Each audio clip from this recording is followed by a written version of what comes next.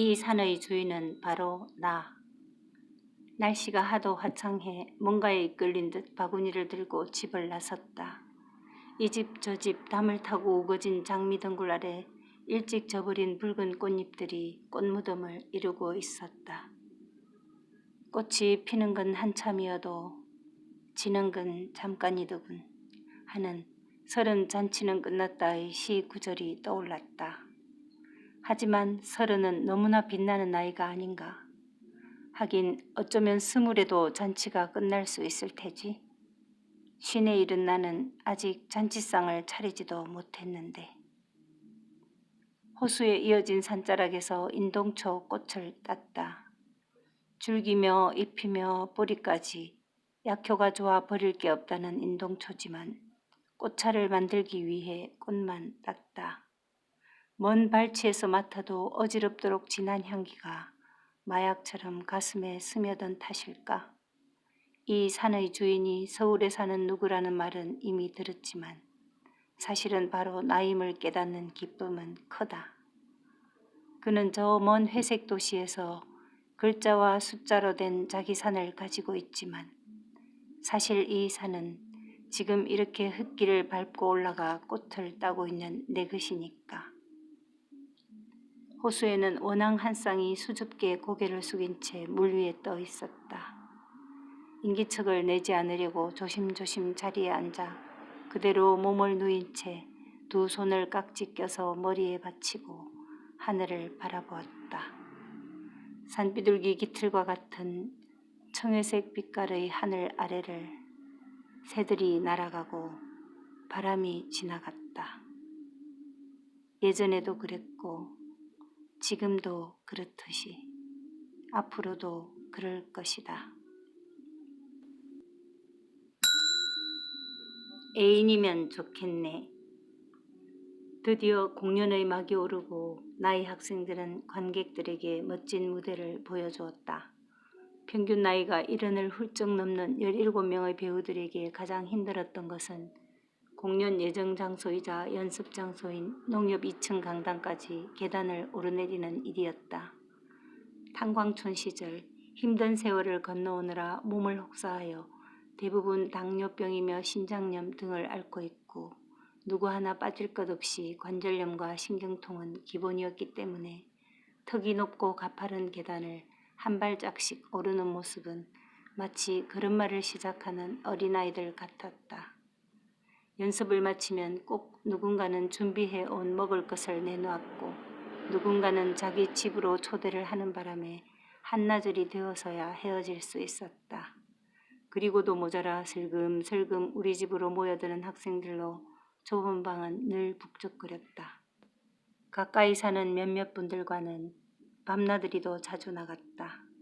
석탄박물관 마당이나 진남철로 자전거 쉼터에 돗자리를 깔고 서늘한 밤바람을 즐겼다.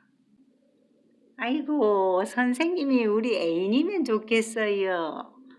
맞아, 집에 가면 텔레비나 보다가 자는 게 일인데 이래 데이트하니까 얼마나 좋아요. 에이구, 선생님이 손해가 많아요. 아이고, 손해는요, 덕분에 제가 즐거운걸요? 손을 내저으며 말했지만 솔직히 완전히 틀린 얘기는 아니었다.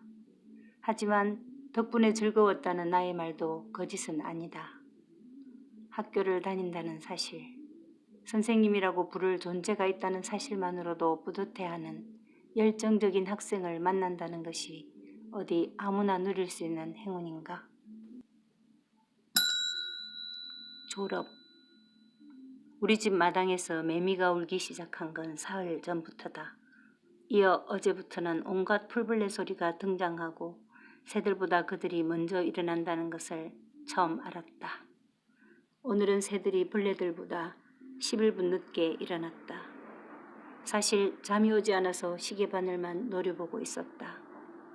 오늘이 노인대학 졸업식인데 학장님의 부탁으로 내가 송사를 낭송하게 되어 긴장을 한 탓이다.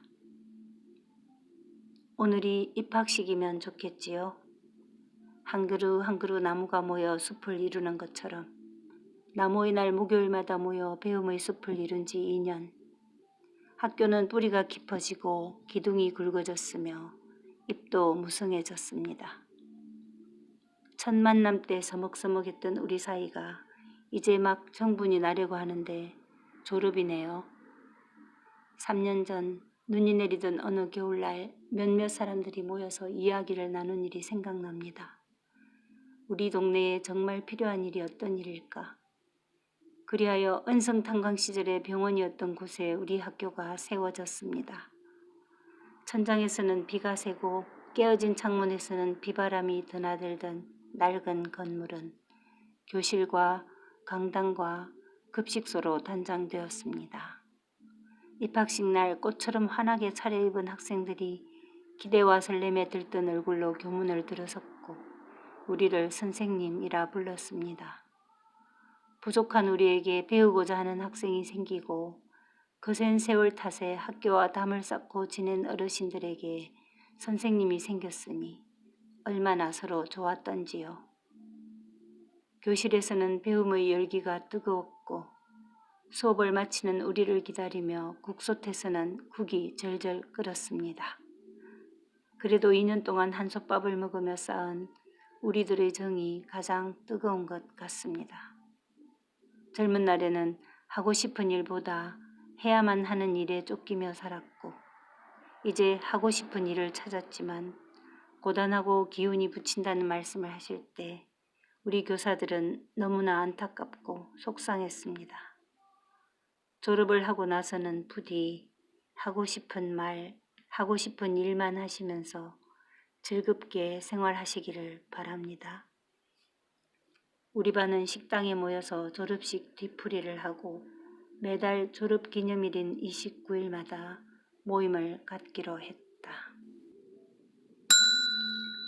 잠든 참에 그대로.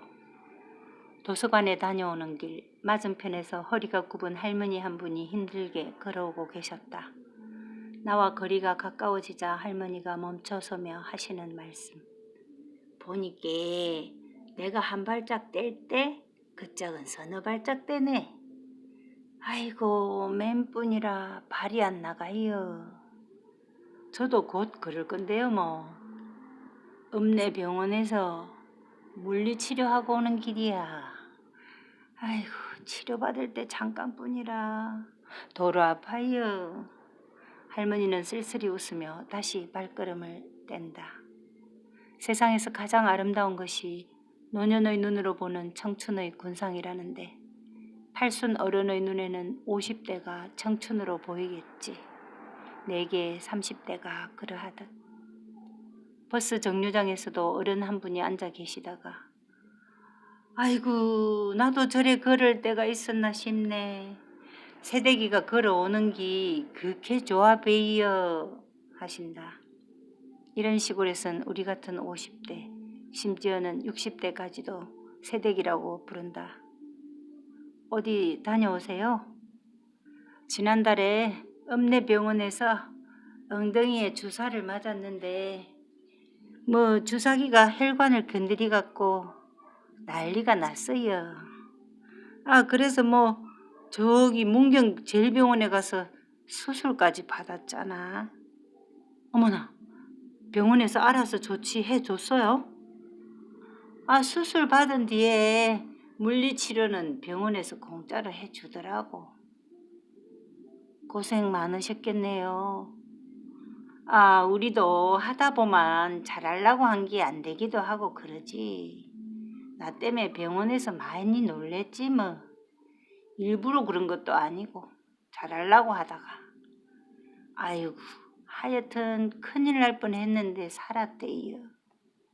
착하게 생긴 할머니 얼굴을 보며 괜히 억울하다. 네, 그렇죠. 잘하려고 해도 안 되는 일도 많지요.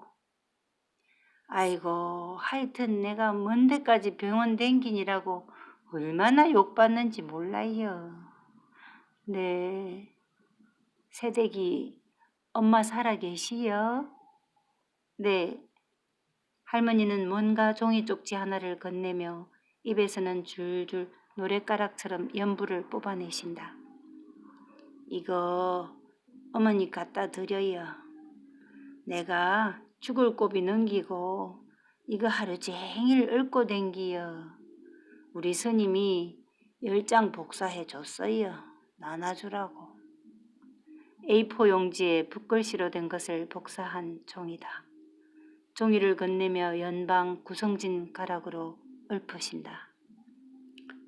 천년자리 만년자리 발보살이 닦은 자리 내 치수에 맞는 자리 이내 일신 가는 길에 좋은 날에 좋은 시에 잠든 참에 인도하소. 나무아미타불. 잠든 참에 그대로 가는 게 제일 소원이여. 읊은 끝에 한마디 하시고 다시 연불을 낸다. 불나방.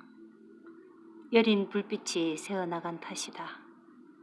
장호지가 찢어진 틈 사이를 온 힘으로 두드려대는 은빛 날개가 보인다. 불타는 순간의 절정을 절대로 포기할 수 없다는 듯 날뛰고 있는 불나방. 귀를 막고 엎드려 책을 보다가 기어이 일어나 문종이를 바른다.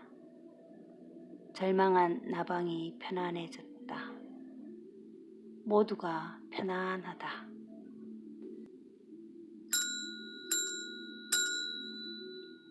콩새 천사. 모래실에서의 생활을 마감하게 될 것 같다.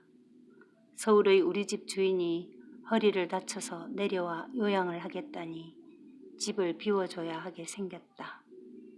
우리가 이 집에 살기 시작한 것이 꼭 3년 전 이맘때였다.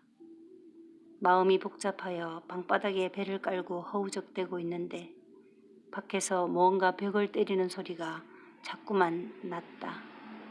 서로 미루다가 둘이 동시에 일어나 마루로 나가보니 콩새가 벽에 부딪히는 소리였다. 바람구멍으로 남겨둔 좁은 틈새로 들어왔다가 나갈 곳을 잃은 모양이었다. 문을 열어주며 몰아내보려 했지만 엉뚱한 곳만 부딪고 다니는 모습이 마치 나를 보는 것 같다. 한참을 헤매다가 드디어 출구를 찾아 시원하게 날아간 콩새는 너무나 행복하다는 듯 높이 날아오른다. 지금은 보이지 않지만 어딘가에 반드시 출구가 있음을 일러주러 온 천사임이 분명하다. 어느덧 본문을 다 읽었네요. 이해를 돕기 위해 아무래도 닫는 글을 읽어야 될 것 같습니다. 닫는 글. 빈집이 준 선물. 기록되지 않은 일은 일어나지 않은 일과 마찬가지다. 버지니아 울프.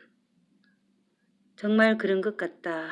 이 글을 읽으면 그날 그 순간 내 마음과 옷차림과 바람 끝에 느껴지던 공기의 냄새까지가 다 기억나는 걸 보면 사업이 망해서 나를 힘들게 한 적도 없고 술주정으로 나를 괴롭힌 적도 없는 승희 씨와 월급 봉투를 건네받은 적도 없고 술을 못 먹게 하는데 성공한 적도 없는 나는 한 번도 우리들의 장래에 대한 그림을 그려본 적이 없다. 그는 결혼 전이나 후에나 매우 독립적인 사람으로 나에게도 아이들에게도 아무것도 강요하지 않았으며 본인도 구속받기 싫어했다. 고백한데 아직도 나는 그가 무슨 계획을 가지고 살고 있는지 모른다. 그 역시 내가 무슨 일을 하는지 무엇을 원하는지 묻지도 않거니와 간섭도 하지 않는다.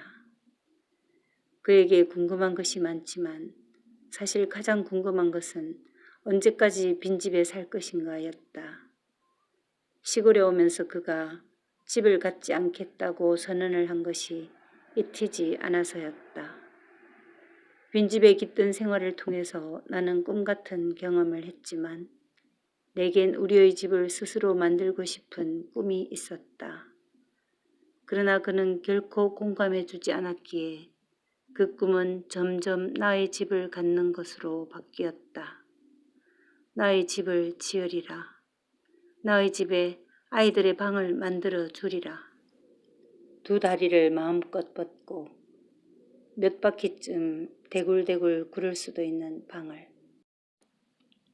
우리가 시골로 가기로 했을 때 도시에 남겠다던 아이들은 9평짜리 원룸을 얻어 독립했다. 처음에는 내가 자주 드나들며 살림을 돌보아 주었지만 차츰 발걸음이 뜸해지고 나중엔 명절에나 만나게 되었다. 아이들 집에 오가는 횟수는 통장의 잔고와 비례했다. 빈집으로 이사 준비를 할 즈음 국도변에서 기름이 떨어진 순간에 느끼던 불안이 현실이 되어가고 있었다. 아이들의 열악한 살림을 한 번도 잊고 지낸 적이 없지만 무인도에서 살아남은 로빈슨 크루소처럼 어떻게든 각자 살아남으면 된다고 자위했다. 우리는 그것이 아이들의 자립심을 기르게 하는 태도라 믿었고 승희 씨와 나는 자녀 교육에 관한 문제로 다툰 적이 없다. 내 형편에는 달리 방법을 찾을 수 없기도 했다. 나는 아이들이 20살이 되면 우리도 각자의 삶을 살자고 누누이 얘기해왔지만 그것은 내가 정말 원하던 바는 아니었다. 사실 나는 완두콩처럼 한 콩깍지 안에서 알콩달콩 사랑하며 살고 싶다는 꿈을 포기할 수 없는 사람이다. 언제나 시선이 그 어딘가로 향해 있는 이 사람이 나를 바라보게 할 수 없다는 것을 깨닫고 좌절했을 뿐이다. 2009년 비가 많이 내리던 깊은 가을밤 술에 취해 잠든 승희 씨의 머리맡에서 나는 긴 편지를 썼다. 당신을 참 많이 사랑했다. 우리 이제 서로를 아끼는 친구로 살자는 요지의 편지였다. 그가 읽던 책 사이에 편지를 넣어놓고 깜깜한 밤길을 걸어 나오는데 눈물이 많이 났다. 이제 그 시간을 살았던 것을 증명하였습니다. 차마 드러내지 못한 진실도 있습니다.